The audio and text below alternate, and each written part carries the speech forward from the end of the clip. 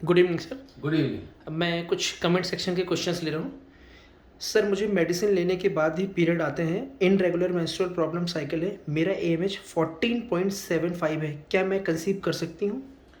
14.57 nanogram पर M L यदि आपका AMH आ रहा है तो it is going towards polycystic ovarian disease. और आप एक्सरसाइज करिए, वेट लॉस करिए यदि आप ओवर वेट हैं, और यदि आप प्रेगनेंसी के लिए ट्राई कर रहे हैं तो आप ओवुलेशन इंडक्शन करा सकते हो या फिर ओवेरियन ड्रिलिंग करा सकते हो, but you can conceive naturally. Sir, AMH less than 0.02 का मीनिंग क्या है? AMH less than 0.02।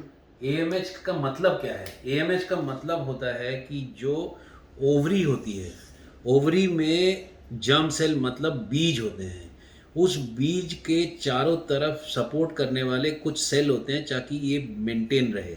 ये जो मेंटेन करने वाले जो सेल हैं, इनसे एक हार्मोन बनता है, उसको AMH बोलते हैं। जब ये बीज कम हो जाता है तो ये AMH भी घट जाता है। इसका मतलब लेवल ऑफ AMH यदि हम ब्लड में देखें तो हम ये पता कर सकते हैं कि ये जो टोटल जर्म सेल्स हैं या फिर गैमीट्स हैं या फिर बीज हैं, वो किस मात्रा में हैं।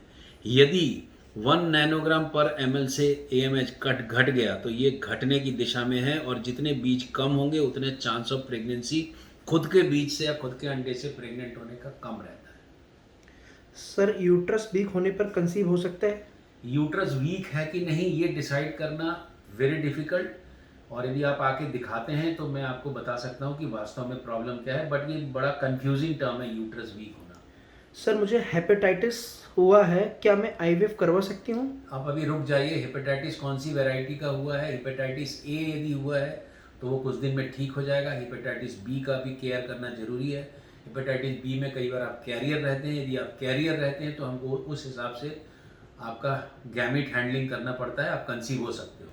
सर, मुझे आईवीएफ में ट्रिपल प्रेगनेंसी हुई है। तीनों में हार्ट बीट है। क्या मेरी प्रेगनेंसी सेफ है? कोई भी pregnancy more than 1 is always high risk pregnancy. Twins भी हाई रिस्क है और ट्रिपलेट तो हाई रिस्क है ही।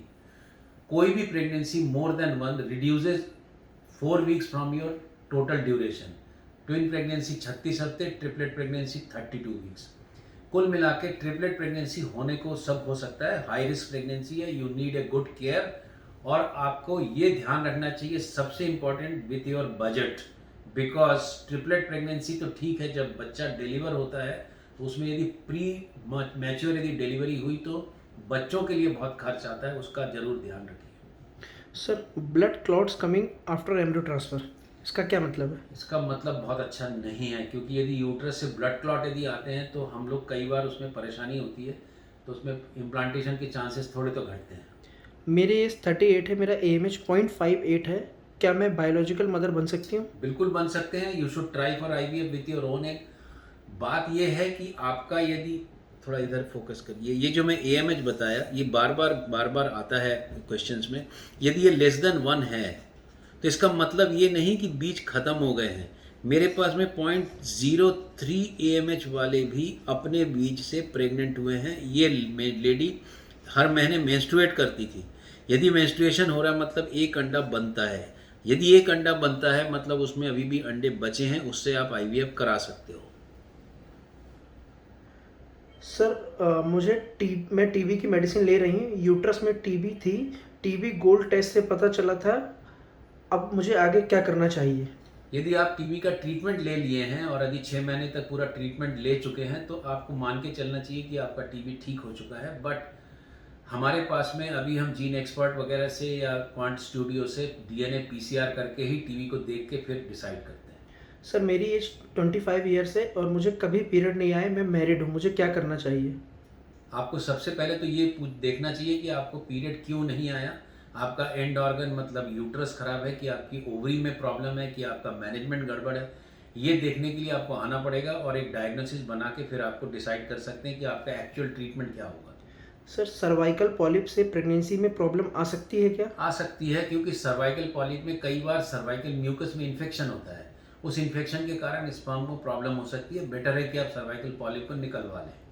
मेरी मैरिज को 5 साल हो चुके हैं। मेरी उम्र 27 साल है। एग साइज 14 mm बनता है, उससे ज़्यादा नहीं बनता।